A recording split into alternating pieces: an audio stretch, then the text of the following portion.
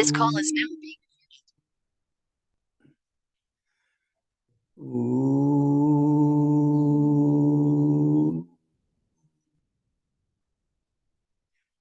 वेदाहमेतं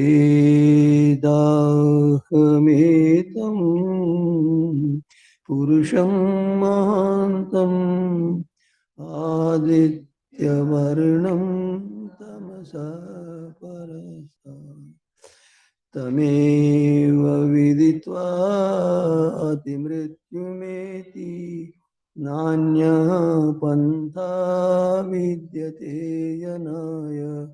ओम शांति शांति शांति। ये बंधुओं, मातृशक्ति, हम इस प्रातःकाल की शुभ वेला में संसार के बंधनों से मुक्त होकर मोक्ष को प्राप्त करने के लिए और दूसरों को इसी प्रकार के ज्ञान देने के लिए प्रयत्नशील हैं। तो उसमें हम अभ्यास वैराग्याभ्याम तन्निरोध, अभ्यास और वैराग्य के द्वारा वृत्तियों का निरोध करते हैं। निरोध करना चाहिए, ऐसा हमने जान लिया। अब ये आगे कहते हैं अथ उपाय द्वयेन, अर्थात अभ्यास और वैराग्य के द्वारा जो संप्रज्ञात समाधि होती है, ऐसा कहा है। उसके स्वरूप को पूछ रहे हैं कि कैसा होता है। वितर्क विचार आनंद अस्मिता रूप अनुगमा संप्रज्ञात। वितर्क विचार आनंद अस्मिता रूप अनुगमा, ये संप्रज्ञात समाधि। अर्थात 4 प्रकार की समाधि होती है संप्रज्ञात समाधि। तो वितर्क में चित्त आलम्बन करता है, चित्त आधार बनाता है, चित्त आश्रय बनाता है। चित्त जिन पदार्थों को आश्रय बनाकर मन को टिकाता है, अर्थात जिन पदार्थों का साक्षात्कार करना चाहता है, उसको कहते हैं स्थूल आलम्बन। पहले स्थूल आलम्बन में 5 भूतों का साक्षात्कार करता है, उसको कहते हैं साक्षात्कार। वैसे साक्षात्कार करने के लिए अनेक आलम्बन होते हैं। उनके लिए एक स्थान पर लिखा है, आगे चल के लिखा है, ग्रहित्री ग्रहण ग्राह्य, यह आलम्बन है। इन पर मन को एकाग्र कर समाधिस्थ होकर इनका साक्षात्कार करता है, इसको कहते हैं संप्रज्ञात समाधि। ग्राह्य विषय 2 हैं। योगाभ्यासी मन को जिन स्थूल विषयों को आलम्बन बनाकर एकाग्र करता है, उसके स्थूल विषय 2 हैं। एक तो 5 भूत है, स्थूल भूत है। उसके पश्चात सूक्ष्म भूत, कभी सूक्ष्म भूत कह देते हैं, वास्तव में तन्मात्राएं, तन्मात्राएं। इन दोनों का जब साक्षात्कार करता है, इनके स्वरूप को जान लेता है, अब इनकी आवश्यकता नहीं होती है, तो इनका साक्षात्कार होता कैसे। अब ग्राह्य विषय किसको कहते हैं, ये तो स्थूल भूत हो गया। स्थूल भूत के पश्चात तन्मात्रा, तन्मात्रा केवल स्पर्श, शब्द स्पर्श रूप रसगंध, ये मात्र केवल रहते हैं, उनसे अतिरिक्त और कुछ ज्ञात नहीं होता, इतना सूक्ष्म होता। उनको कभी कभी सूक्ष्म भूत कहते हैं। सूक्ष्म भूत भी तन्मात्राओं से स्थूल होता है। योगाभ्यासी, और तीसरा विषय क्या होता है, ग्रहण। ग्रहण कहते हैं इंद्रियों को, ग्रहण करने वाले। स्थूल भूतों का ज्ञान इंद्रियों से होता है, इसको कहते हैं ग्रहण। और तीसरा क्या है, ग्रहित्री, ग्रहिता। अब ग्रहिता जीवात्मा, तो इनका साक्षात्कार करना होता है। इनका साक्षात्कार करने के पश्चात असंप्रज्ञात समाधि होती है। अब वितर्क समाधि, संप्रजात समाधि, उसमें पृथ्वी जल आदि 5 भूत आलम्बन होते, आधार होते, इनका पहले साक्षात्कार करना होता है। इस समाधि के अभ्यास के लिए मनुष्य पृथ्वी है, पर्वत है, वृक्ष है, अथवा शरीर है, अथवा गौ आदि किसी पदार्थ का आलम्बन करता है। तो 5 भूतों में से स्थूल भूत का साक्षात्कार होता है। अब इसमें होता क्या है, जैसे कि हम शब्द शास्त्र का अध्ययन करते हैं, शब्द को पढ़ते हैं, जानते हैं, किंतु साक्षात्कार करने के लिए इनसे भिन्न प्रयत्न करना होता है। तो मनुष्य जब स्थूल भूतों को आलम्बन करके उनका साक्षात्कार करता है, क्यों साक्षात्कार करता है? स्थूल भूतों को ही अपना स्वरूप माना होता है, और जब तक स्थूल भूत मुझसे पृथक ऐसा नहीं जानता तब तक वो आगे नहीं बढ़ सकता, इन्हीं में प्रवृत्त रहता है। अब मैं अपने ऊपर जो मुझे जो अनुभव हुआ उसको बतला देता हूँ। मनुष्य इंद्रियों के विषय में आसक्त रहता है, इंद्रियों के विषयों की प्राप्ति के लिए, उनके भोग के लिए प्रयत्न करता रहता है। अब इनसे कैसे छूटे? देखिए, पहले पहले मेरे अनुभव की बात बतला रहा हूँ। जब पहले पहले गुरुकुल में गया, कई वर्षों के पश्चात दूध मिलने का समय आ गया, तो दूध में मीठा मिलाकर पीते सामान्य रूप से सभी, संभवतः इसीलिए पीते होंगे कि उनको मीठे की अनुभूति होती है, मीठे से बढ़कर और कोई अनुभूति नहीं होती। जब मैंने देखा बिना मीठे के पीते हैं, जब दूध में पानी मिला होता है तो मीठा मिलाना पड़ता है, यदि नहीं होता तो फिर वो मधुरता आती है दूध से, और मधुरता में आसक्त हो जाता है।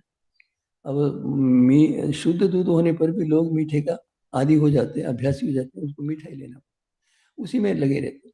जब उससे आगे देख लेते हैं मीठे की आवश्यकता नहीं है, गऊ का दूध मधुर है, तो उस मधुरता का अनुभव करता मनुष्य, उसमें आनंद ले लेता है, वो इंद्रियों का एक प्रकार विषय ही है वो। तो फिर उसके पश्चात वो सूक्ष्म ज्ञान प्राप्त करता है।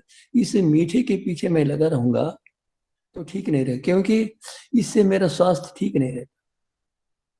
तो मीठे के लिए पीते तो कुछ अधिक पीते, 10, 5, 15, 20, 25, 50 ग्राम अधिक पी लेते, स्वास्थ्य बिगड़ जाता। जब इससे आगे चलकर वो देखता है कि मुझे स्वास्थ्य को ठीक रखना है, तो उस मधुरता से, दूध में रहने वाली मधुरता से भी विरक्ति हो जाती है। तब क्या देखता है कि अब वो जो मधुरता इंद्रिय में, उसकी अपेक्षा शरीर को स्वस्थ रखने के लिए संयम की आवश्यकता है। तो वो पदार्थों को लेता तो है, और जिन पदार्थों के जितने परिमाण में लेने से शरीर स्वस्थ रहता है उसका ध्यान ईश्वर रहता है। उस समय ये बहुत सूक्ष्म बात है। मनुष्य रुचिकर भोजन बना बना कर खाता, जब उस स्वास्थ्य की ओर उनका ध्यान रहता है, उन पदार्थ अरुचि हो जाती। अनेक प्रकार के पदार्थ मेरे सामने आते रहे तो मैं उनको स्वास्थ्य के लिए अलग करता, अब भी ऐसे करता हूँ। अर्थात स्वास्थ्य को मैं दृष्टि में रखता हूँ, तो किसी पदार्थ को लेने की इच्छा नहीं। मैं मंत्र बोलता हूँ, श्लोक बोलता हूँ, उसके पश्चात सतर्क और करता हूँ। मान लीजिए यदि एक क्षण के लिए, 2 क्षण के लिए मैं उस पर से ध्यान हटाऊं तो क्या होगा? परिमाण में 5 ग्राम, 10 ग्राम, 15 ग्राम बहुत अधिक ले लेते, किसी ने रुचि के लिए। और जब उस स्वास्थ्य का विषय आता है तो पहले विचार करके बैठ जाता हूँ, मैं भोजन के लिए नहीं हूँ, भोजन मेरे लिए। मुझे स्वस्थ रहना, क्या रहना है? 100 वर्ष जीवित रहना, रोग रहित होकर स्वस्थ रहकर जीना।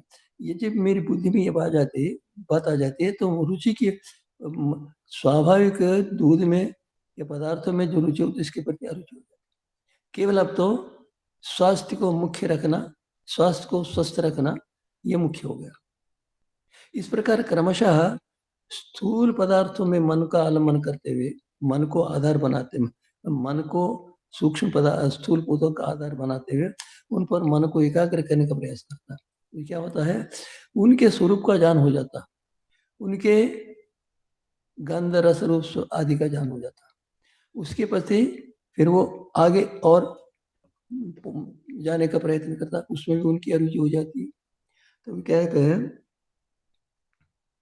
उसमें, मान लीजिए हमने किसी पदार्थ को ले लिया, महर्षि व्यास ने गौ को आधार बनाकर ले लिया। ये संप्रज्ञात समाधि दो प्रकार की होती है, एक सवितर्क, एक निर्वितर्क। ये थोड़ा सूक्ष्म विषय। सवितर्क निर्वितर्क क्या है? शब्दार्थ विकल्प ही संकीर्ण सवितर्क समापत्ति। ये सवितर्क का लक्षण कर रहे हैं शब्दार्थ विकल्प ही, शब्दार्थ प्रत्यात। शब्दार्थ शब्द क्या है, इसे पहले बतलाया था। शब्द होता है जिसको कान से सुनते हैं, अर्थ होता है स्पर्श आदि करके जाने योग्य पदार्थ। गौ जिसको गौ शब्द से सुनते हैं, गौ वो है शब्द। और अर्थ क्या है? जो हमें दिखता है, सींगों वाला पदार्थ, वो है अर्थ। ये दो परस्पर, इनका ज्ञान होना, शब्द का ज्ञान। शब्द लोग पढ़ते रहते, वेद मंत्र पढ़ते रहे, कोई ज्ञान नहीं होता। मंत्र के अर्थ का ज्ञान होता है शब्द का ज्ञान। जब हम शब्द को, अर्थ को पृथक जानते तो उस समय स्थिति जो होती, हमने देख लिया शब्द को, अर्थ का ज्ञान हुआ, और अर्थ को देख लिया, इस शब्द का यह अर्थ है, ये अलग अलग है। तो पहले शब्द का ज्ञान हो जाता है, फिर इसके पश्चात शब्द होता है, फिर पश्चात अर्थ होता है। इन दोनों को जानता है, उसको शब्दार्थ प्रत्यय। तो शब्द अर्थ उनका ज्ञान सारे मिले रहते। शब्दार्थ विकल्प ही शब्दार्थ शब्दार्थ शब्दार्थ ज्ञान विकल्प ही, शब्द अर्थ ज्ञान, ये तीनों मिले रहते। और जब आप गौ का ज्ञान रखते हैं, हम गौ पर मन को एकाग्र करके गौ के साक्षात्कार के लिए प्रयत्न करते हैं, अर्थात स्थूल भूत के पृथ्वी के स्वरूप के ज्ञान के लिए मन को उस पर एकाग्र करते हैं, तो वहां पर तीन मिले रहते हैं। वहां पर शब्द अर्थ प्रत्यय ज्ञान मिले रहते हैं। तो मनुष्य उन तीनों को मिलाकर गौ का ध्यान करता है, वृक्ष आदि का ध्यान करता है, तो तीन मिले रहते हैं। जब तीनों को अलग अलग देख सकता है, शब्द ये है, अर्थ ये है, संबंध ज्ञान ये, तो उसको कहते हैं शब्दार्थ शब्दार्थ वैकल्पिक संकीर्ण। जब वो मिलकर देखता है ना, अर्थात जब देखते हैं तो शब्दार्थ संबंध, शब्दार्थ प्रति तीनों का साथ रहते हैं, बहुत सूक्ष्म है उसमें। अब थोड़ा सा और सूक्ष्म बता रहा हूं, ज्ञाता ज्ञान जेय। जो ज्ञान होता है उसको कहते हैं प्रमा। ज्ञान जो जीवात्मा को जानो उसको कहते हैं प्रमा। उसके पश्चात उसको ज्ञान को प्राप्त कराने वाले प्रमाण होते हैं। प्रमाण क्या है? इंद्रियां हैं। और फिर क्या है? प्रमेय क्या? इंद्रियों के द्वारा जो ज्ञान होता है प्रमेय कहते हैं उसको। तो वहां पर प्रमाता प्रमाण प्रमेय तीनों मिले रहते हैं। जब उनको पृथक पृथक का देखता है, अत्यंत प्रयत्न करने पर वो स्थिति प्राप्त हो जाती है। ये शब्द है तो वो क्या करता है? शब्द पर ही, शब्द को आलम्बन करके उसी पर ध्यान करता है। उस समय शब्द होता उसका लक्ष्य, उस समय अर्थ नहीं दिखता, अर्थात अर्थ पर मन को एकाग्र नहीं करता। इतना अधिकार हो जाता है कि शब्द पर ही मन को एकाग्र करने का प्रयत्न करता। फिर इसके पश्चात अर्थ पर विचार करता, अर्थ को, उस समय शब्द का ज्ञान नहीं होता। एक पदार्थ दिखता है, गौ है, इसका नाम गौ है, अश्व है, उसका उस समय ज्ञान नहीं रहता, उस पर विचार नहीं करता, केवल अर्थ पर विचार करता, आगे चलकर ज्ञान पर विचार करता। तो इस प्रकार जब हम सामान्य रूप से गौ आदि पदार्थों को देखते हैं तो शब्द अर्थ और संबंध, शब्द अर्थ और ज्ञान तीनों एक साथ मिले रहते हैं। अभ्यास करते करते करते करते करते फिर वो शब्द को, अर्थ को, ज्ञान को पृथक पृथक करके देख लेता, उस समय कहते उसको निर्वितर्का। तो सवितर्का निर्वितर्का, ये वितर्का में आ जाते हैं समाज में। इस स्थिति में जीवात्मा प्रमाता, प्रमाता तो जीवात्मा है, अर्थात जीवात्मा को ही ज्ञान होता है। जीवात्मा को ज्ञान होता है, ज्ञान है प्रमा, और वो उस ज्ञान को जानने वाला कौन है? जीवात्मा है, वो प्रमाता होता है। और इसके पश्चात उसका ज्ञान कैसे हो रहा? इंद्रियों के द्वारा हो रहा, इसलिए इंद्रियों को प्रमाण कह देते हैं।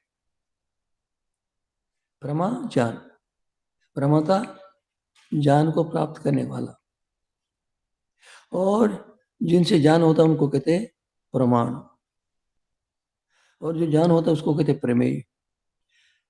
प्रमा, प्रमाता, प्रमाण, प्रमेय, ये भिन्न भिन्न प्रकार के बदलते जाते हैं। जिस विषय का ज्ञान प्राप्त करना चाहता है वो है प्रमेय, जिनके द्वारा ज्ञान प्राप्त करता है वो प्रमाण। जो ज्ञान होता है, ज्ञान का कर्ता जो होता है वो प्रमाता, और जो ज्ञान होता है प्रमाण। इस प्रकार भिन्न भिन्न प्रमेय, प्रमाण, प्रमा, प्रमाता एक ही होता है, चाहे वो साक्षात ज्ञान हो, चाहे अनुमान ज्ञान हो, किसी प्रकार का ज्ञान हो, प्रमाता एक ही रहता है जीवात्मा। और प्रमा भिन्न भिन्न होते हैं, और प्रमाण भिन्न भिन्न होते हैं, प्रमेय भिन्न भिन्न होते हैं। तो इनका अधिक से अधिक ज्ञान, सूक्ष्म ज्ञान प्राप्त करके वो इन भूतों को आलम्बन बनाकर भूतों पर मन को एकाग्र करता है, तो उसका क्या होता है? भूतों का साक्षात्कार होता है। पहले पृथ्वी का साक्षात्कार होता है, उसके पश्चात जल का साक्षात्कार होता है, उसके पश्चात अग्नि का साक्षात्कार होता है, फिर उसके पश्चात वायु का साक्षात्कार होता है, उसके पश्चात आकाश का साक्षात्कार है, अनुभूति, अर्थात उसके स्वरूप को जान लेता। देर तक उसके स्वरूप को जानने में समाधिस्थ हो जाता है, उसके पश्चात उनके स्वरूप का ज्ञान प्राप्त करने लगता है। जैसे देख लीजिए, अब हम पहले सीख लेते आ आ ई का ख ग, घंटों लगाते हैं, उसके पश्चात पलों में, उसके पश्चात एक क्षण में, और 10 वर्ष के पश्चात 1 घंटे में 10 पन्ने पढ़ लेते, 10 पृष्ठ पढ़ लेते, तो ज्ञान स्थूल हो जाता है, ज्ञान सूक्ष्म होता जाता है, अर्थात उसको जानने का सामर्थ्य बढ़ता जाता है। जब पदार्थ का साक्षात्कार होता है उसके प्रति अरुचि हो जाती है, और उसके पश्चात क्या करता है? उनसे भिन्न सूक्ष्म तन्मात्राओं को लेता। पहले स्थूलभूत पृथ्वी, जल, अग्नि, वायु, आकाश को ले लिया, उनका जो मूलभूत है, जिनसे वो बने हैं, उनके जो मूल है वो है पृथ्वी तन्मात्रा, जल तन्मात्रा, अग्नि तन्मात्रा, वायु तन्मात्रा, आकाश तन्मात्रा। उनका ज्ञान साक्षात कंटो एक दिन में वैसा नहीं होता है, शब्द हमने सुन लिया, पढ़ लिया, इतना नहीं होता, अर्थात वो अत्यंत प्रयत्न पूर्वक साधना करता है तो साक्षात कर लेता है। उसमें हमारे शब्द प्रमाण, अर्थात इसको करने के लिए मन को एकाग्र करने के लिए प्रयत्न करता है। मान लीजिए स्थूलभूत पर कर रहा, तो मन में अनेक प्रकार के संस्कार होते हैं, अनेक प्रकार के आकर्षण होते हैं, इसलिए मन को दूसरे में लगा। इस क्या होता है फिर? अत्यंत स्वाध्याय से, सत्संग से, उसी में लगे रहने से ही सामर्थ्य। शनि शनि जब 5 भूतों का साक्षात्कार करता है, उसके पश्चात 5 भूत उसके अधिकार में आ जाते हैं, और उनके पश्चात उसको आज 5 भूतों को साक्षात्कार करते समय कभी कभी भूल हो जाती है, उसके पश्चात वो उपास्य मानकर भी करने लग जाता है, अर्थात उसका सामर्थ्य पहले पहले ऐसा होता है कि उपास्य मान लेता है, सामर्थ्य करते करते बढ़ते बढ़ते बढ़ते क्या होता है कि उनको पृथक कर देता है, फिर तन्मात्राओं पर मन को एकाग्र करता है, तो तन्मात्राओं पर मन को एकाग्र करता है, उनका सूक्ष्म ज्ञान हो जाता है, उनके प्रति अरुचि हो जाती है। इस प्रकार क्रमशः जब स्थूल भूतों का साक्षात्कार करता है तो ग्राही हो जाते हैं, जब सूक्ष्म भूतों का साक्षात करता है वो भी ग्राही हो जाते हैं, उस समय ग्रहण होते इंद्रियां, ग्रहित होता है जीवात्मा। इस प्रकार क्रमशः करते करते करते करते वो संप्रज्ञात समाधि और वितर्क समाधि, पश्चात वितर्क विकल्प, निर्वितर्क समाधि। अब इसके पश्चात है 5 सूक्ष्म तन्मात्रों पर मन को एकाग्र करता है, उसको कहते हैं संप्रज्ञात समाधि। शब्द अर्थ संबंध से संबंध होने पर होता है वो सवितर्क, और केवल अर्थ का ज्ञान हो जाता है। और उस समय क्या होता है, जब अर्थ का साक्षात, चाहे पृथ्वी तन्मात्रा हो चाहे कोई भी तन्मात्रा हो, अर्थ का साक्षात्कार करता है, उस समय अपने स्वरूप को भूल सा जैसा जाता, भूलता नहीं, भूल सा जाता। इस प्रकार वह एक एक करके समाधि को प्राप्त करके संप्रज्ञात समाधि और संप्रज्ञात समाधि वितर्क समाधि और वो निर्वितर्क समाधि सवितर्क समाधि, उनका साक्षात्कार करके अब वो विचार समाधि पहुंच जाता, सूक्ष्म विचार। अर्थात इनमें संप्रज्ञात समाधि में, वितर्क समाधि में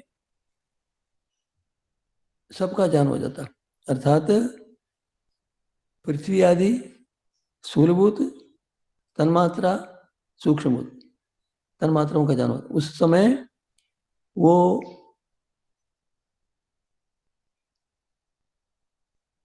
इंद्रियों का और मन का और आत्मा का ज्ञान होता है, किंतु इतना स्पष्ट नहीं होता जैसे कि निर्विचार समाधि में होता है।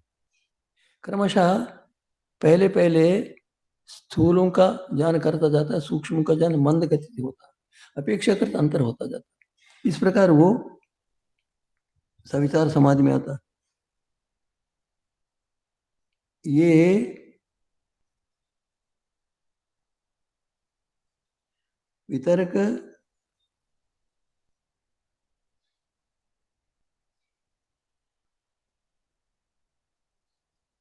वितर्क चित्त से आलम्बन, सूक्ष्म पदार्थों का साक्षात्कार, स्थूलभूतों का साक्षात्कार तो वितर्क, उससे परे सूक्ष्म विचार होता है, उससे परे आनंद होता है, उससे परे अस्मिता होता है। तो वो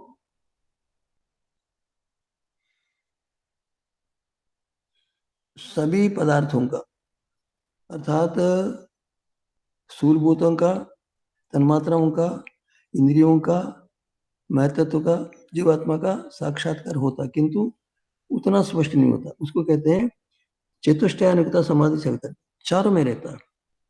द्वितीय वितर्क विकल वितर्क, अर्थात अब विकल वितर्क समाधि में प्रवीणता हो गई, तो उस वितर्क समाधि में मन को लगाने की आवश्यकता नहीं रहती, तो विचार में करता है। विचार में क्या करता है,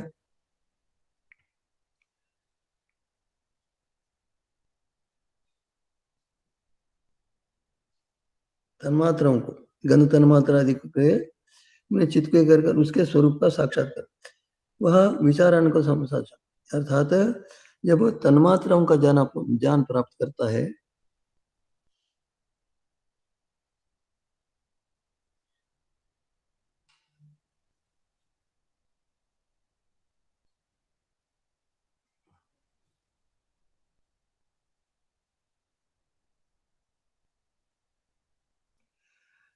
उनमें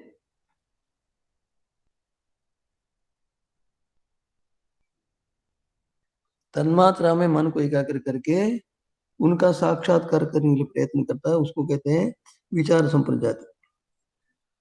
जीवात्मा प्रमा तो ज्ञान होता ही है, और जब तन्मात्राओं का ज्ञान होता है उसको कहते हैं प्रमा। उसके पश्चात प्रमाता जीवात्मा है, और प्रमाण क्या है, चित्त है प्रमाण, और प्रमेय क्या है, तन्मात्रा है। इनका ज्ञान प्राप्त करता है। इनका ज्ञान प्राप्त करने के पश्चात वह इनका जो मूल आनंद है, आनंद सत्व का गुण है, तो उसमें जो इंद्रियां जिससे उत्पन्न होती हैं,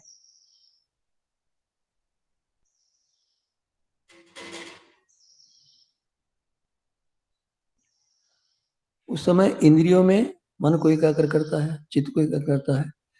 इंद्रियों की एकाग्र करने से, सत्व प्रधान होने से उसमें एक प्रकार के आनंद की अनुभूति की, उसको कहते हैं आनंद। आनंद आनंद नामक समाधि है। और उसमें भी निपुण हो जाता है, तो उसके ऊपर भी मन को रोकने में समर्थ हो जाता है। तो उसके पश्चात वो जीवात्मा पर मन को टिकाता है। जीवात्मा पर मन को टिकाकर जीवात्मा के स्वरूप का साक्षात करने का प्रयास करता है। वो अत्यंत प्रयत्न करके जीवात्मा का साक्षात्कार प्राप्त करता है। तो उस समय जीवात्मा का साक्षात्कार प्राप्त करने के लिए इंद्रियों की आवश्यकता नहीं होती और किसी साधन की आवश्यकता नहीं। केवल सत्य प्रधान बुद्धि, जिसको विवेक बुद्धि कहते हैं, विवेक बुद्धि के आधार पर और परमेश्वर की उपासना के आधार पर वो जीवात्मा का साक्षात्कार करता है। तत्परम पुरुष ख्यातिर गुण विदिष्ट, अर्थात जब वो जीवात्मा अपने स्वरूप का ज्ञान प्राप्त करता है तो जीवात्मा आनंद स्वरूप नहीं है। उसको अब तक सत्वरज तमस से प्राप्त होने वाले एक प्रकार से ज्ञान प्राप्त हुआ था, आनंद सुख की अनुभूति प्राप्त हुई थी, उसमें भी उसको दोष दिखता है, ये चल है, अर्थात ये नित्य नहीं है, ये निरंतर नहीं रहते, कभी सत्व प्रदान कभी, इसलिए उसके प्रति अरुचि उत्पन्न हो जाती है। उस समय क्या करता है, जीवात्मा अपने स्वरूप का चिंतन करता है। अपने स्वरूप का चिंतन करके अपने स्वरूप की चिंतन करने के पश्चात भी अपने स्वरूप में उसको निपुणता हो गई, किंतु जो परमेश्वर की उपासना से जो आनंद आता था, अनुभव से होता था, उसके प्रति रुचि हो जाती है। केवल परमात्मा के प्रति प्रयत्न करता है, परमात्मा की जान की, परमात्मा की साक्षात प्राप्त करने के लिए। उस समय क्या होता है, परमात्मा के साक्षात्कार करने के लिए जब मन को एकाग्र करता है, उस समय चित्त होता है, आत्मा भी होता है, किंतु परमात्मा के स्वरूप की जान होने पर वो इतना निमग्न हो जाता है, इतना निमग्न हो जाता है, तो अपने आत्मा को भूल सा जाता है, भूलता नहीं। बहुत सारे लोगों का ये विचार होता है कि जीवात्मा शून्य हो जाता है, शून्य नहीं होता। लोग व्यवहार में कहते हैं शून्य समाधि करते हैं, अर्थात जीवात्मा का स्वरूप होता है, जीवात्मा अपने आप को जानता है, किंतु धूमिल भूल तेजा चाहता। मान लीजिए हम देख रहे हैं जैसे कि राम रावण युद्ध हो रहा है, राम रावण युद्ध हो रहा है, तो उस समय हमको आनंद की प्राप्ति होती है। तो उस समय क्या होता है, हम अपने आप को भूल जाते हैं। कभी कभी हमारे हाथ इस प्रकार कर लेंगे, जैसे कि रामचंद्र जी युद्ध करते समय रावण को मार नहीं पा रहा है, हम सहायता कर, ऐसा ऐसा मैं भूल जाता मन। इस प्रकार समाधि अवस्था में जीवात्मा परमात्मा के आकर्षण से आकृष्ट होकर अपने स्वरूप को भूल सा जाता है। क्यों भूल जाता है, कि अपने स्वरूप को जानते समय आनंद की प्राप्ति नहीं हुई थी, क्लेशों की निवृत्ति तो हो गई थी, आनंद की प्राप्ति नहीं हुई थी। आनंद की प्राप्ति न होने से और निरुद्ध समाधि में आनंद की प्राप्ति हो जाती है।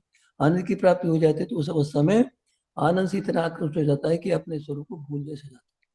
फिर करते करते करते करते करते करते उसको परमात्मा के आनंद का ज्ञान हो जाता है और अपने स्वरूप का भी ज्ञान रहता है।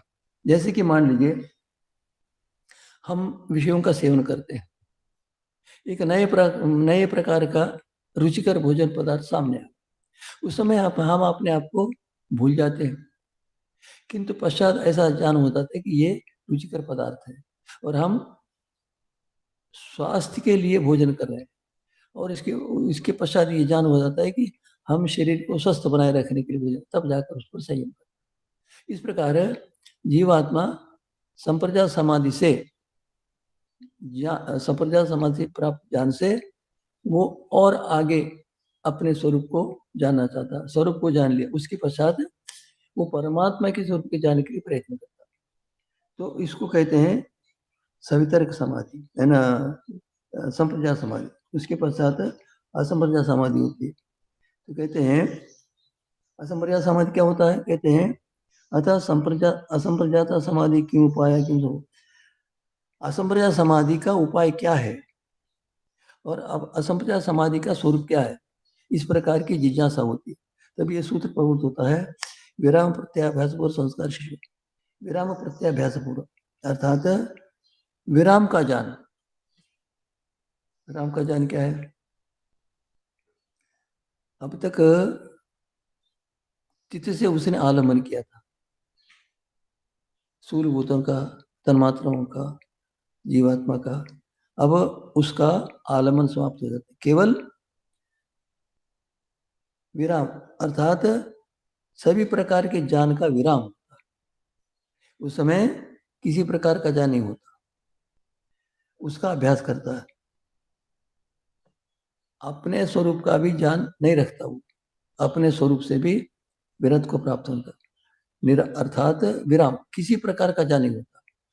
तो उस ज्ञान के अभ्यास करने से, अर्थात किसी पदार्थ के ज्ञान का, चाहे जीवात्मा हो, उसके पदार्थ का भी ज्ञान न करके केवल विराम, सब प्रकार के ज्ञानों को समाप्त कर देता है। इसका अभ्यास निरंतर करता है, उसको कहते हैं असंप्रज्ञात समाधि। वो असंप्रज्ञात से भिन्न है उससे। विराम प्रत्याभ्यास पूर्व संस्कार शील, उसमें केवल संस्कार है।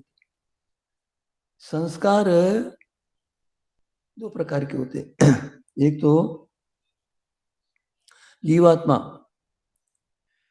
ईश्वर के स्वरूप में मग्न हो गया, ईश्वर के स्वरूप का आनंद लेता है, आनंद की प्राप्ति होती है, आनंद लेता है, किंतु आनंद की प्राप्ति के जो संस्कार बनते हैं वो बने रहते हैं। और आनंद के संस्कार बने रहते, संस्कारों के बने रहते हैं, उस प्रकार के कर्म करेंगे, कर्म होंगे, कर्म से संस्कार बने, फिर ही चले। फिर क्या होता है उस समय, क्या ये इतना होता है कि समाधि के, असंप्रज्ञात समाधि के जो संस्कार बनते हैं उस समय वित्थान के संस्कार दबे से रहते, दबे रहते, वर्तमान में नहीं रहते। केवल समाधि से, असंप्रज्ञात समाधि से होने वाले ज्ञान के संस्कार बने रहते, बनते रहते, बनते रहते, और वो वित्थान के संस्कार छिपे रहते हैं, प्रसुप्त के रूप में रहते। जब व्यवहार काल में हम समाधि से होने के पश्चात व्यवहार काल में आते हैं, उस अवस्था में ये समाधिजन्य संस्कारों का प्रभाव होता है, और उस समय साक्षात जो वित्थान संस्कार काम करते हैं, उसमें भी असंप्रज्ञात समाधि में जो संस्कार पड़ते हैं उनका प्रभाव होता है। इस प्रकार निरंतर करते करते करते वित्थान संस्कार समाप्त हो जाते हैं। वित्थान संस्कार के समाप्त होने के पश्चात समाधि के संस्कार बने रहते हैं, और कालक्रम से समाधि के संस्कार भी परमात्मा के स्वरूप के ज्ञान से वो भी नष्ट हो जाते हैं। उसको उसको कहते हैं मुक्त अवस्था, जीवन मुक्त अवस्था कहते हैं। सर्ववर्ती प्रत्यय समय संपूर्ण वृत्तियों का ज्ञान समाप्त हो गया, वृत्तियां समाप्त हो गई, संस्कार शेष, संस्कार मत शेष रहते हैं। निरोध चित्त से समाधि, निरोध चित्त से असंप्रज्ञात, इस प्रकार केवल जहां पर संस्कार शेष रहते हैं और निरुद्ध हो जाता है, उसको कहते हैं निरोध समझ, असंप्रज्ञात। असंप्रज्ञात में किसी प्रकार का, अर्थात अपने स्वरूप का भी ज्ञान उस समय नहीं रहता समाधि अवस्था में। तसे परवैराग्य उपाय, परवैराग्य जो परमेश्वर के ज्ञान से आनंद की प्राप्ति हुए, उस परमेश्वर के ज्ञान के आनंद के लिए ही वो प्रयत्न करता है। तो उस समय अपने स्वरूप का ज्ञान होता है, उसके पश्चात परमेश्वर के स्वरूप का ज्ञान होता है, शनि शनि शनि हो जाता है। सालमनो ही अभ्यास, सालमनो ही अभ्यास तत्साधनाएं न कर। ये जितने भी हो गए हैं वितर्क, विचार, आनंद, अस्मिता, ये सारी की सारी समाधियां आलम्बन होती, अर्थात इनका साक्षात्कार करके इनको आलम्बन बनाकर चलते, अर्थात इनको आधार बनाकर मन को इन पर एकाग्र करके उनके स्वरूप का साक्षात्कार करता जाता है। और इसी प्रकार वितर्क, सभी सभी समाधियों में आलम्बन होते हैं, तो वहां पर असंप्रज्ञात समाधि में आलम्बन नहीं होता, उनका विराम करते, उनका विराम हो जाता, उनका विराम हो जाता, वो रुक जाते। सालमनो ही अभ्यास, सालमन अभ्यास यदि अनेक पदार्थों का, चाहे जीवात्मा हो, चाहे तन्मात्राएं हो, चाहे वस्तुभूत हो, उनका आलम्बन करके समाधि हो जाता है, तो परमात्मा का साक्षात्कार नहीं होता। तो साधनाएं न कल्पते, उसका अर्थात निरोध समाधि का, निरोध समाधि से होने वाले आनंद का वो साधन नहीं बन सकता। इसीलिए उन समाधियों को आगे करके उन अर्थात उनको साक्षात्कार करके उनसे दूर होकर फिर वो निरालंबन समाधि को प्राप्त करता है। विराम प्रत्यय निर्वस्व का, विराम प्रत्यय में किसी प्रकार का भौतिक पदार्थों का अर्थात 70 समझ का भी आलम्बन नहीं रहता हो। अर्थ शून्य अर्थात वहां पर किसी प्रकार का अर्थ नहीं, वहां पर जीवात्मा भी अपने स्वरूप को भूल सा जाता, उस समय परमात्मा का साक्षात्कार होता। तद अभ्यास पूर्व चित्तम निरालंबन अभाव प्राप्त भवती निर्विजा समाधि असम। कहते हैं कि उसका अभ्यास करना पड़ता, अर्थात जो सालंबन समाधियां थी उनसे उनके जान को विराम देते हैं, उनके जान का विराम देकर उसके पश्चात सभी समस्त जानों का निवर्तन करता, समस्त जानों को छोड़ देता। उस अवस्था में ये निराल केवल आलम्बन से शून्य विराम, सभी जानों का विराम हो गया और उसका अभ्यास करते करते करते असंभव। ये ज्ञान प्राप्त करने के लिए दो प्रकार के साधन है। एक तो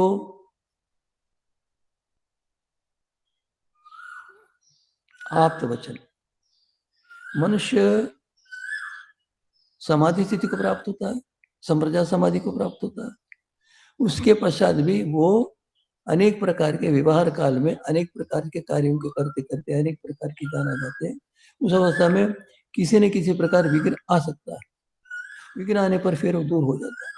विघ्न तो बहुत बड़ा होता है, वहां से दूर हो जाता है।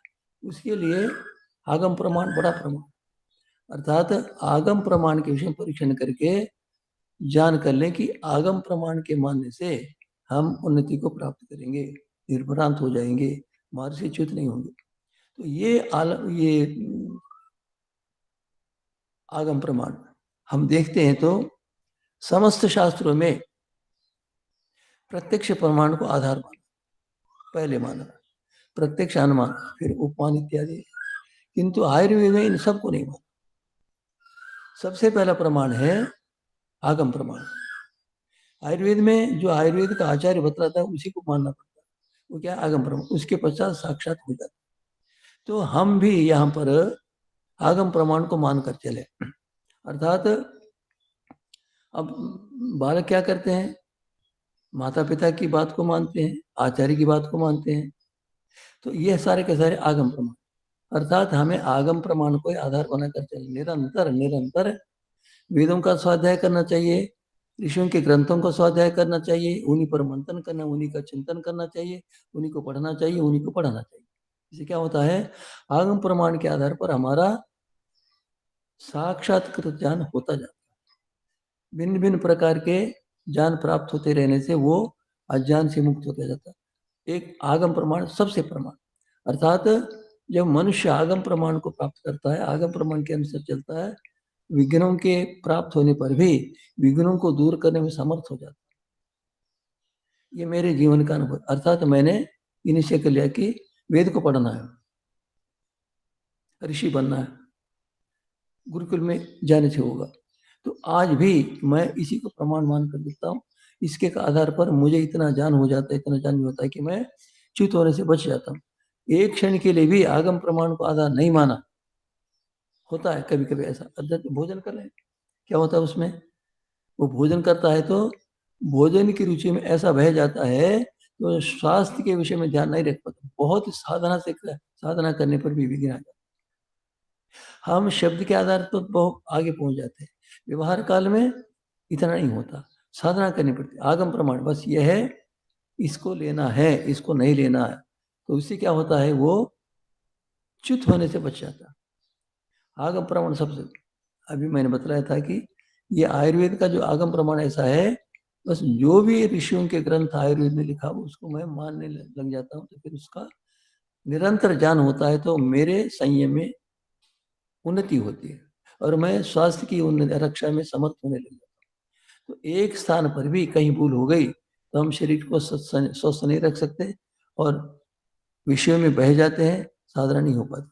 तो व्यवहार काल में हमें आगम प्रमाण को लेकर निरंतर आर्ष ग्रंथों को पढ़ना, आर्ष ग्रंथों को पढ़ना, निरंतर पढ़ते पढ़ते पढ़ते मनुष्य चित होने से बच जाता है। और दूसरा क्या है? सत्संग। हम जब लोगों से वार्तालाप करते, चाहे हम विद्वानों से वार्तालाप करते हो, चाहे विद्यार्थियों से वार्तालाप करते हो, किसी भी समय पे हम केवल उत्तम विषयों पर भी चिंतन करें, उत्तम विषयों पर बात करें, तो हम इन्हीं के आधार पर ज्ञान को प्राप्त करते जाते हैं और निरंतर उन्नति को प्राप्त करते हैं। तो मैं एक बार गया था, अंतिम बार था वो एक प्रकार से, तो स्वामी जी ने कहा कि आप रुक जाइए, तो मैं रुक नहीं पाया क्योंकि मेरे कार्य मेरे ऊपर थे। तो यदि मैं उस समय रुक जाता, संभवतः आधा घंटा पौन घंटा, तो लाभ हो जाता, फिर मैं दूर हो गया। अर्थात यह है कि आगम प्रमाण को मानकर चल सकते हैं। स्वामी जी ने बलपूर्वक कहा था कि आप रुक जाइए। मेरे व्यस्त कार्यक्रम थे, उसको छोड़कर मैं ये सोच रहा था कि आगे फिर आऊंगा, वो फिर आना नहीं हुआ। स्वामी जी का शुक्र। ये नहीं घबराए कि आगम प्रमाण हमारे लिए सबसे बड़ा आधार, केवल आगम प्रमाण। स्वामी सत्यपति जी जब वैराग्य हो गया, उनको एक पुस्तक आती लगी, उसका नाम था सत्य प्रज्ञा, ऐसे कुछ था। उसको पढ़ते रहे, गांधी जी का लिखा हुआ था। तो उनको सत्य के ऊपर इतनी श्रद्धा हुई, इतनी श्रद्धा होगी, इतनी श्रद्धा हो गई कि सत्य को सब कुछ मानते। उसके पश्चात फिर सत्यार प्रकाश का ज्ञान हुआ, फिर सत्यार प्रकाश को सबसे अधिक प्रमाण मानते। सत्यार प्रकाश जहाँ कहीं कहते स्वामी जी वेद ऋषिकृत, सर्वत्र ऋषिकृत कर ऋषिकृत, स्वामी सत्यपति जी को आगम प्रमाण पर इतना विश्वास था, उसे हट नहीं सकते थे। तो हम आगम प्रमाण को मानकर चले। लोक व्यवहार में आने पर बहुत सारा हमारा अज्ञान जो होता है वो फिर प्रभावित होता है। तो अज्ञान को दूर करने के लिए और संसार से दूर होने के लिए आगम प्रमाण बहुत बड़ा, निरंतर पढ़े, निरंतर पढ़े। इस प्रकार करते करते हम असंप्रजा समाधि को प्राप्त करने के लिए संप्रजा समाधि को प्राप्त कर सकते हैं। तो संप्रजा समाधि को प्राप्त करने के पश्चात शनि शनि शनि की वो उन्नति को प्राप्त करता है। हमारा स्वाध्याय बहुत बड़ा साधन है। हम स्वाध्याय के बल पर कभी कभी बहुत ऊंची स्थिति को प्राप्त हो जाते हैं, और स्वाध्याय का सामर्थ्य इतना हो जाता है कि हम जैसे कि समाधि होकर ज्ञान प्राप्त करते हैं, उसी के समान ऋषियों के ग्रंथों के स्वाध्याय करते जाने से हमारा ज्ञान इतना सूक्ष्म हो जाता है, सूक्ष्म होता है कि उनको पकड़ने के प्रयत्न करते हैं। स्वामी सत्यव्रत जी ने एक बार कहा था कि मैं चल रहा था तो विचार आ गए। विचार क्या है, कहाँ से आते, देखा कहीं से नहीं आते। उस समय उनको साक्षात हो गए थे कि चित्त से ही वो विचार करता है, संस्कार को ले लेते, अर्थात चित्त का चलन स्वयं करता, चित्त को स्वयं चंचल करता है। चित्त के आधार पर ही वो ज्ञान प्राप्त करता रहता है, वो समझ अपने आप आ जाता है। तो उस समय कहने लगे थे चित्त जड़ है। तो हम इस आप्त प्रमाण को लेकर जब हम संप्रजा समाधि को प्राप्त करने के लिए प्रयत्न करते हैं, तो संस्कारों का आकर्षण होता है, विषयों का आकर्षण होता है। उस अवस्था में मन को इधर उधर टिकाते, हटा देते हैं और उसको समझ लेते ये अपने आप होना ही होता। अर्थात साधना के लिए नियम बनाकर निरंतर चले, निरंतर चले, निरंतर ऋषियों के ग्रंथों का स्वाध्याय करते चले, करते चले, करते चले। अत्यंत निकृष्ट स्थिति में रहने वाला, अत्यंत पापात्मा, अत्यंत अनाचारी भी निरंतर ऋषियों के ग्रंथों के पठन पठन पठन करते समय पठन पाठन करते समय उसका ज्ञान इतना सूक्ष्म हो जाता है, उस स्वाध्याय के बल से वह संप्रजा समाधि को प्राप्त करने में समर्थ हो जाता है, साधना करता है। तो हम शब्द ज्ञान में तो बहुत आगे पहुंच जाते हैं, साधना कम करते हैं। साधना के लिए बहुत देर तक बैठना पड़ता, देर तक बैठना पड़ता। स्वामी सत्यपति जैसा करते थे, जब हम पढ़ते थे मीमांसा, साथ मिलकर पढ़ते थे, 1 घंटा समाधि सोते थे, प्रातःकाल उपासना, सायंकाल 1 घंटा। उसके पश्चात जब मीमांसा समाप्त करके आगे सिंहपुरा में, उस समय स्वामी जी 2 घंटे उपस्थित हो जाते। प्रातःकाल 2 घंटे न्यून से न्यून समाधि होते थे, उपासना करते, निश्चित उससे कम नहीं। ये मैंने अंतिम समय देखा। सायंकाल भी कम से कम 1 घंटा करते। महर्षि ने लिखा है कि इस प्रकार, जैसे 7वें समनास में लिखा है कि ईश्वर की स्तुति प्रार्थना उपासना जो दिन भर में 1 घड़ी भी करता, अर्थात 48 पल, करता है, निरंतर उन्नति को प्राप्त करता है। तो ये बहुत बड़ा हमारे साधन है। स्वाध्याय, स्वाध्याय के बल से हमको समाधि के प्रति अर्थात मन को एकाग्र करने के प्रति अर्थात साधना के प्रति रुचि जाती है। तो निरंतर हम शब्द प्रमाण को आधार बना करते हैं, शब्द प्रमाण को निरंतर निरंतर मेरी ऐसी रुचि होगी कि मैं पढ़ता रहता हूँ आर्ष ग्रंथ, अनार्ष ग्रंथ नहीं पढ़ता, पढ़ते पढ़ते पढ़ते पढ़ते और शब्द प्रमाण के प्रति रुचि बढ़ जाती, तो अन्य शास्त्र को पढ़ता रहता हूँ, तो विषयों को समझने में मेरी बुद्धि सूक्ष्म हो जाती है। और इसी प्रकार साधना के अनुसार करें तो इस प्रकार निरंतर उसका ज्ञान बढ़ता जाता है। जब तक हम साधना नहीं करेंगे तो आप्त प्रमाण जो है उसके अनुसार हमको साक्षात्कार नहीं होगा, नहीं हुआ तो फिर हमारा स्वाध्याय करना कम हो जाता है। कहने का अभिप्राय कि दोनों के आधार पर निरंतर आर्ष ग्रंथों का, वेदों का स्वाध्याय करें और इसके पश्चात साधना करें। इन दोनों के बल से वो निरंतर उन्नति को प्राप्त कर, दोनों में से किसी को छोड़े नहीं हुआ। पहले मैं सुना करता सत्संग स्वाध्याय, ठीक है, वर्षों तक सुना। स्वामी सत्यपति जी के जीवन से मैंने तीसरी बात सुनी है ईश्वर उपासना। जब मनुष्य ईश्वर उपासना करता है तो स्वामी जी कहा करते थे कि जैसा कोई अध्यापक अथवा माता पिता बैठकर बालक को पढ़ाते हैं, तो इसी प्रकार परमात्मा को पढ़ाता है, इसी प्रकार पढ़ाता है। और हम साधना करके देखते हैं ऐसा परमात्मा का ज्ञान होता रहे। उस समय समाधि से अर्थात हम उपासना में लगे रहते, तो उपासना छोड़कर आने की इच्छा नहीं, छोड़ने की इच्छा नहीं। इसी प्रकार परमात्मा की उपासना करता है तो परमात्मा भी ज्ञान देता है, और परमात्मा का ज्ञान माता पिता आचार्य के ज्ञान से उत्कृष्ट होता है, उसमें रुचि हो जाती है, उसके प्रसाद फिर करने लगे। तो परमात्मा की उपासना से वो क्या होता है, साधना से होता। हम सत्संग करते हैं, स्वाध्याय करते हैं, किंतु साधना करके, साधना के माध्यम से जो हम साक्षात्कार करते हैं परमात्मा का ज्ञान होता है। इस प्रकार हम परमात्मा के ज्ञान से उन्नति प्राप्त कर सकते हैं। ये जो स्वाध्याय के वेद को छोड़कर जो अन्य ग्रंथ है, ऋषियों के ग्रंथ है, वो परमात्मा को साक्षात्कार करके प्राप्त किया हुआ जो ज्ञान है उन्हीं के आधार पर होता है। हम सीधा इस प्रकार साधना करें, साधना के बल पर हम निरंतर सूक्ष्म सूक्ष्म को जानते हैं। साधना और आप्त पुरुषों का परमात्मा का स्वाध्याय करते हैं, तो इनके आधार पर हम निरंतर शनि शनि शनि शनि ईश्वर की उपासना में समर्थ हो जाते हैं और ईश्वर की आज्ञा का ज्ञान होने लग जाता है। ईश्वर की आज्ञा का ज्ञान होने पर ये स्वाध्याय से, सत्संग से जो ज्ञान प्राप्त हो उससे अधिक स्पष्ट होता है, तो हमारी रुचि बढ़ती जाती। साधना हमारी नहीं होती, हम शब्द ज्ञान में संतुष्ट हो जाते, नहीं करते, नहीं, साधना देर तक करनी चाहिए, निरंतर करनी चाहिए, और अनेक अनुभूतियां होती है, और ऋषियों के ग्रंथ पढ़ना चाहिए, अनेक अनुभूतियां होती। इसके पश्चात फिर परमात्मा का सीधा हम ज्ञान प्राप्त करने लग जाते हैं, परमात्मा की आज्ञा को जानते हैं, परमात्मा के आनंद की अनुभूति करते हैं, सब अवस्था में हम निरंतर उन्नति को प्राप्त करते हैं। तो हमारा ये जो ज्ञान पक्ष है, ज्ञान के लिए तो प्रयत्न करना चाहिए, स्वाध्याय करना चाहिए, आप पुरुष के ग्रंथों का, वेदों का स्वाध्याय करना चाहिए, साधना भी करनी चाहिए। साधना से जो ज्ञान होता परिपक्व हो जाता है, तो हम साधना और स्वाध्याय दोनों के बल से परमात्मा के ज्ञान को प्राप्त कर सकते हैं। तो हमें इस ओर प्रयत्न करना चाहिए, नियम बांध कर करना चाहिए। एक ब्रह्मचारी थे, अभी होंगे, उनका नियम ये था कि मैं जब तक भोजन नहीं करूं, जब तक व्यायाम नहीं करूंगा तब तक भोजन नहीं करूंगा। व्यायाम से जो अनुभूति होती है प्रतिज्ञा के पालन होती है। आज वो ब्रह्मचारी बहुत उन्नति को प्राप्त हुई, शरीर से स्वस्थ बलवान हो। इसी प्रकार हम कुछ नियम बांधें, इसके अनुसार चलें, निरंतर हम उन्नति को प्राप्त करें, उसके फल को प्राप्त करते हैं। तो हमारी साधना प्रधान रूप से होनी चाहिए और ऋषियों के ग्रंथों का निरंतर अध्ययन होना चाहिए। आज जिन विषयों को स्थूल मानते हैं वो स्वाध्याय के बल से, साधना के बल से उनको सूक्ष्म देखने लग जाते हैं और आगे आगे उन्नति की इच्छा हो जाती है। इस प्रकार हम असंप्रजा समाधि को प्राप्त कर सकते हैं। असंप्रजा समाधि के पश्चात परमात्मा का ज्ञान होगा, हम अपने लक्ष्य को पूर्ण कर सकते हैं। तो यदि हम स्वाध्याय को छोड़ेंगे, सबसे पहले स्वाध्याय अर्थात यह है आप्त प्रमाण।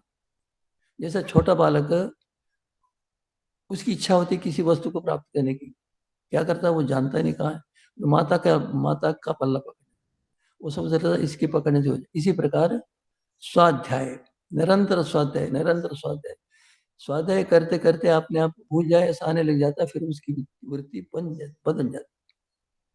और साधना करने के लिए प्रकार साधना आप्त प्रमाण, दोनों के बल से हम परमात्मा को प्राप्त करने में समर्थ हो जाते नहीं।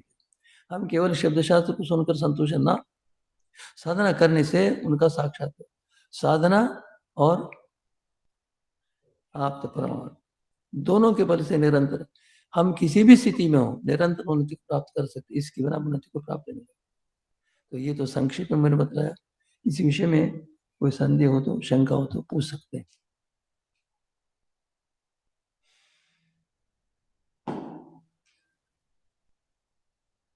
हाँ, जो पूछना चाहे पूछ लीजिए।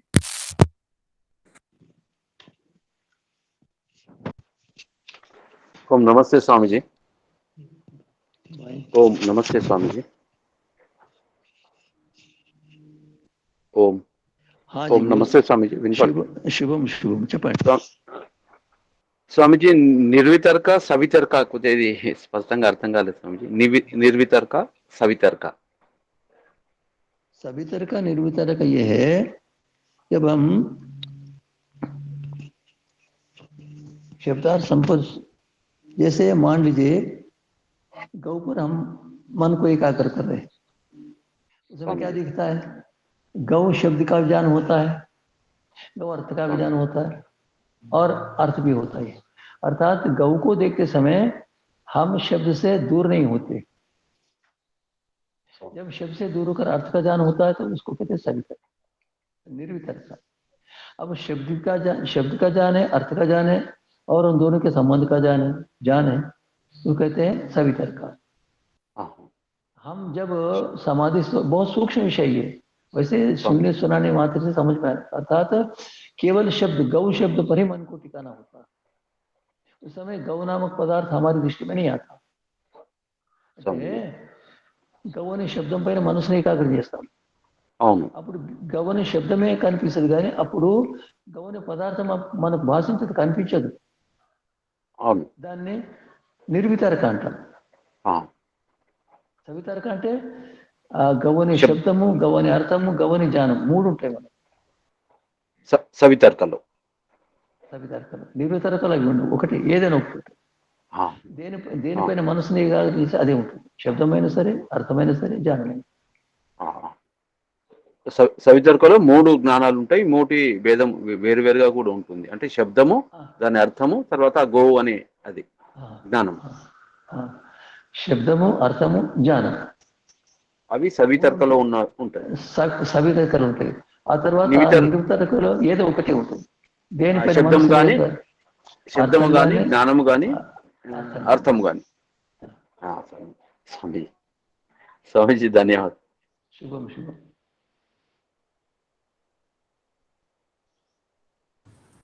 స్వామీజీ నమస్తే. స్వామీజీ శుభం శుభం శుభం. చెప్పండి స్వామీజీ. ఇప్పుడు అక్కడ వితర్క సవితర్క అని అది అన్నారు కదా, ఇప్పుడు వితర్క సమాధి మన ధ్యానం కింద అవుతుందా, సవితర్క ఉపాసన కిందకి వస్తుందా? లేదమ్మా, ఉపాసన అన్నిటికీ. అంటే మనము శబ్దాన్ని ఉపాసిస్తున్నామా, అర్థాన్న, జ్ఞానాన్న, మూడు కలిపి ఒక దగ్గర ఉంటే సవితర్క. ఏదో ఒక దానిపైన మనం మనసు ఏకాగ్రత వెళితే అదే నిర్వితర్క. సవితర్కని మనం ఉపాసన అనుకోవచ్చా స్వామీజీ? ఉపాసన చేస్తున్నాం అనుకోవచ్చా అంటున్నా. నిర్వితర్క రాదు అప్పుడు స్వామీజీ. నిర్వితర్క సమాధి కాదు అప్పుడు. నిర్వితర్క సమాధి, నిర్వితర్కలోనే మూడు ఉపాసన చేస్తున్నాము. నిర్వితర్కలు ఏదో ఒకటి, నిర్వితర్కలో ఏదో ఒకటి, అది ధ్యానం అనుకోవచ్చు. అప్పుడు నిర్వితర్కలు ఏదో ఒకటే చేస్తున్నామండి. అది ఒకటి సతర ప్రత్యేకత ధ్యానం. కేవలం దానిపైననే మనసు నిగ్రహం చేయడము ధ్యానం అంటారు. స్వామీజీ ఇప్పుడు ఇక్కడ అస్మిత అని చెప్పారు కదా స్వామీజీ. वितर्क विचार आनंद अस्मिता रूप स्थितियों के अनुभव से संपर्क समाधि होती है. ఇక్కడ అస్మితకి మన అవిద్య, అస్మిత, రాగ, అది కాదమ్మా. అస్మిత అంటే జీవాత్మ, నేనున్నాను అస్మి అంటే ఉన్నాను, అస్మిత అంటే ఉన్న ఉనికి అన్నట్టు. దానికి దీనికి ఏమిటి సంబంధం స్వామీజీ? అంటే కొంచెం వివరిస్తారని, ఇక్కడ అస్మితాకి అక్కడ అస్మితాకి చెప్పేది. అస్మిత అంటే బుద్ధితో కలిపి తనను అనుకోవడం, నేనున్నాను, అది అస్మిత అనే క్లేశం. ఇక్కడ క్లేశం ఉండదు, కేవలం జీవాత్మ సాక్షాత్కారం అవుతుంది. ఇక్కడ అస్మితలో బుద్ధితో సంబంధం ఉండదా స్వామీజీ? లేదు,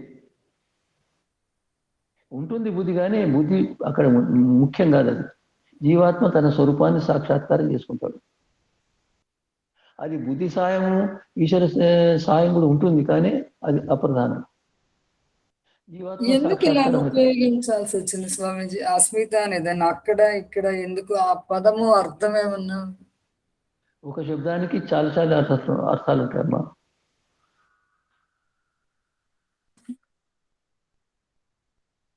అంటే గౌన శబ్దానికి భూమి అని కూడా అర్థం, గౌన శబ్దం ఆవని కూడా అర్థం, ఇంద్రియాన్ని అని కూడా అర్థం.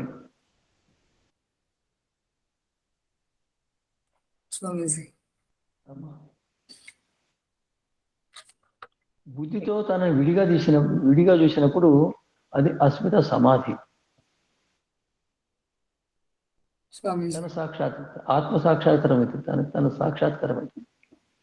అప్పుడు తన సాక్షాత్కారంతో అతడు కావలసిన భగవంతుని ఉపాసన వల్ల వచ్చే ఆనందాన్ని అక్కడ అనుభవించలేనిది, కాబట్టి భగవంతుని ఆనంద కొరకు దాన్ని కూడా అప్పగిస్తారు. అసంప్రదాయ సమాధి.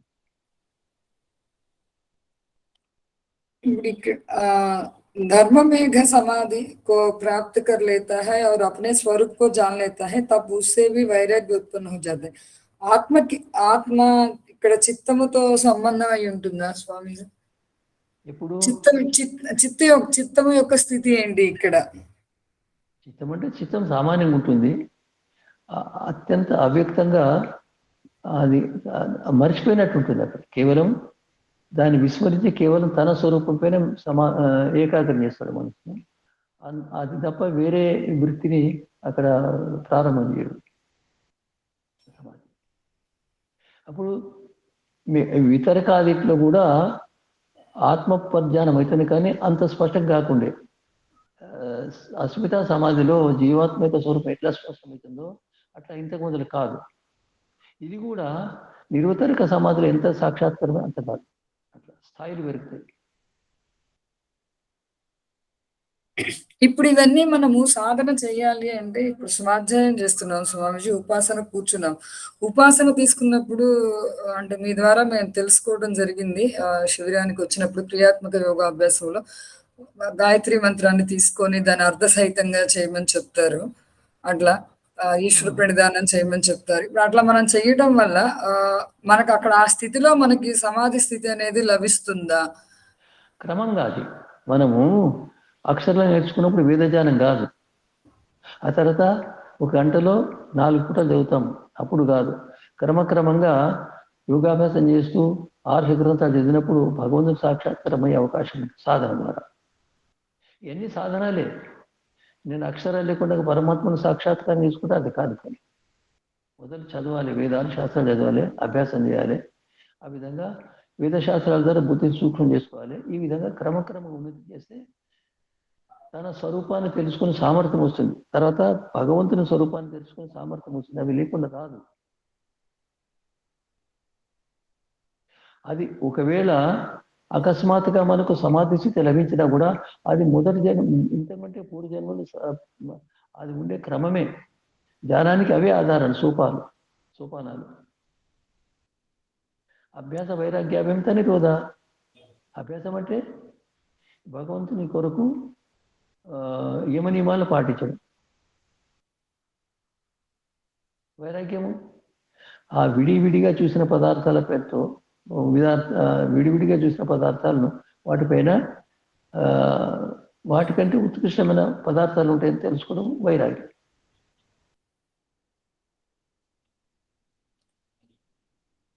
ఇప్పుడు ఉపాసన చేస్తున్నాం కదా స్వామీజీ, ఇప్పుడు గాయత్రి మంత్రం తీసుకొని మనం ఉపాసన చేసాము, దానిలో అభ్యాసం సాధన చేయటం వల్ల కుదురుతుంది అన్నారు. ఇప్పుడు నిధిధ్యాసనం మనం ఏ స్థితిలో చేయాల్సి వస్తుంది?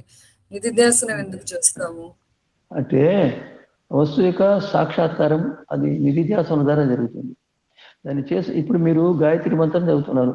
ఒక్కొక్క శబ్దానికి ఉండే అర్థాన్ని వ్యవహారంలో మనం చూస్తున్నామంటే నిధిధ్యాసనం. చూడడం అంటే కాదు.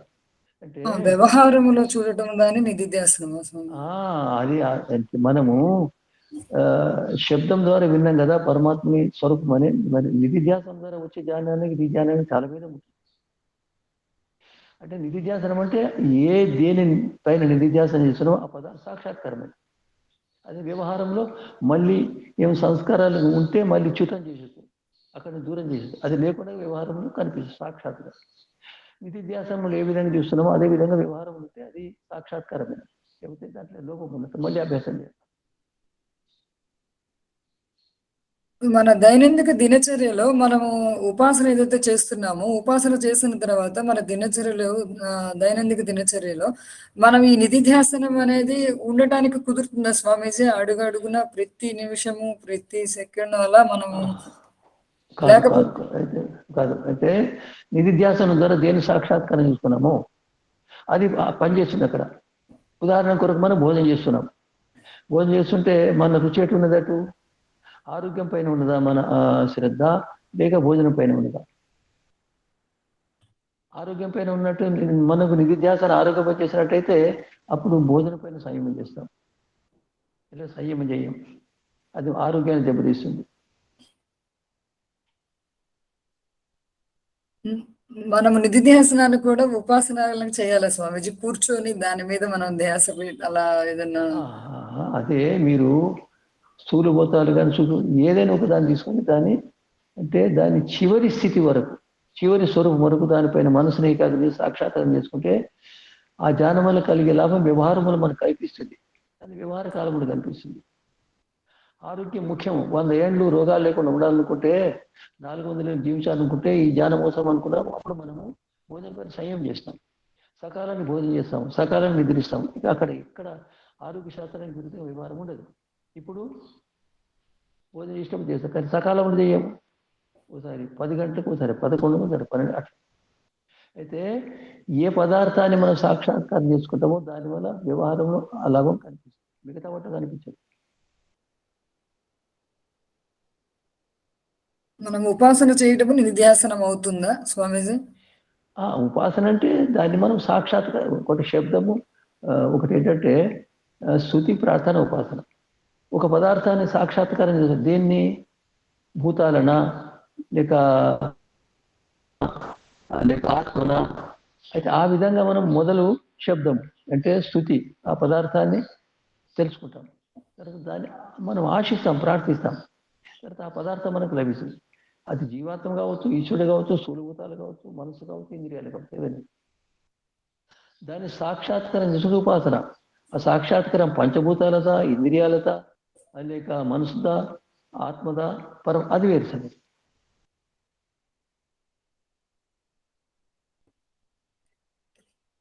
ఇప్పుడు మన ఉపాసనకి సపరేట్ గా అంటే విడిగా దానికి మనం సమయాన్ని కేటాయించుకొని నిధిధ్యాసనానికి సమయాన్ని కేటాయించుకోవాలి అన్నదే అక్కడ లేదమ్మా. ఇప్పుడు మనము ఉపాసన చేస్తాము. ఉపాసనలో దేని ఉపాసిస్తున్నాము? ఈశ్వరన, జీవాత్మన, ఇంద్రియాలన, భౌతిక పదార్థం దేన్ని? అయితే మనము క్రమంగా గాయత్రి మంత్రాన్ని అర్థం చేసుకుంటూ భర్గ అంటే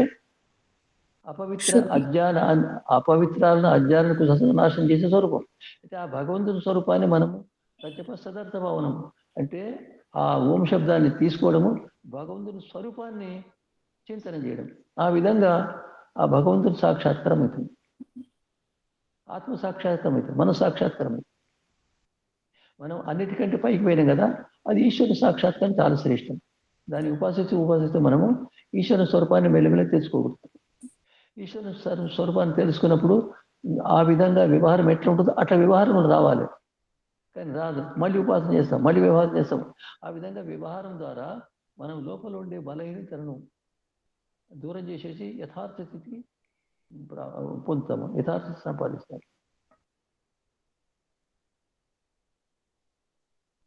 మనం అక్కడ స్వామీజీ మనం ఉపాసన చేసేటప్పుడు దాన్ని నిధిధ్యాసనం ద్వారా సాక్షాత్కారం అవుతుంది. మళ్ళీ వ్యవహారం వచ్చేసరికి అది శిథిలమవుతుంది. మళ్ళీ వ్యవహారంలో పొరపాటు జరిగి దాన్ని మళ్ళీ దూరం చేసేస్తే మళ్ళీ నిధి.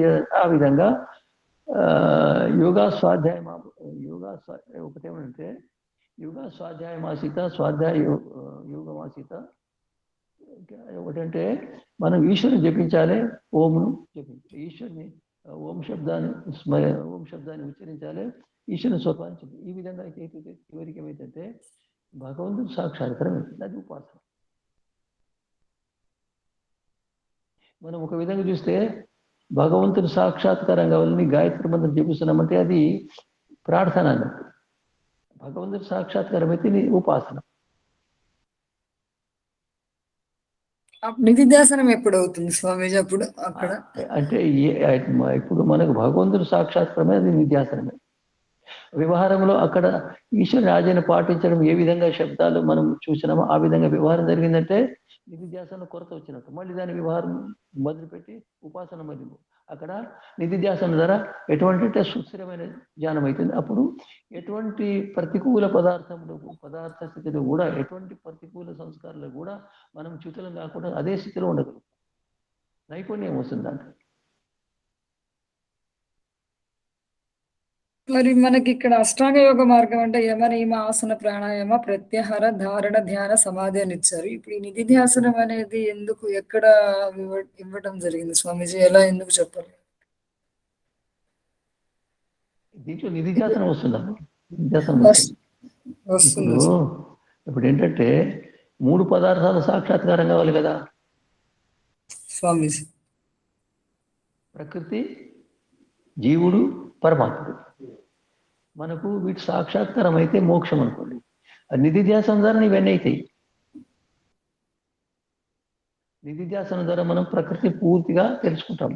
కానీ ప్రకృతితో ప్రభావితమై మళ్ళీ భోజనంలో ఎక్కువ చేసేస్తాం, లేక సమయాన్ని అతిక్రమించి భోజనం చేస్తాం, లేక సమయాన్ని భాషను మార్చేసి నికృష్టమైన భాషలు వ్యవహరిస్తాం, మళ్ళీ సవరణ జరుగుతుంది. ఆ విధంగా నిధిధ్యాసనం అంటే పదార్థాన్ని పూర్తిగా సాక్షాత్కారం చేసుకోవడము.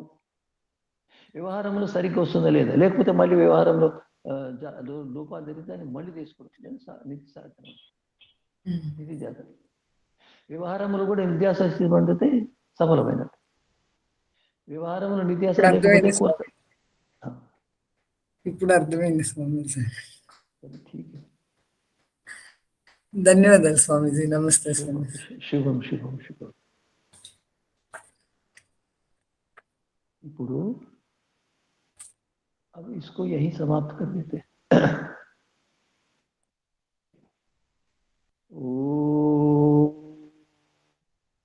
द्यौः शान्तिरन्तरिक्षं शान्ति पृथिवी शान्तिरापः शान्तिरोषधयः शान्तिः वनस्पतयः शान्तिर्विश्वे देवाः शान्तिर्ब्रह्म शान्ति सर्वं शान्ति शान्तिरेव शान्ति सा मा शान्तिरेधि.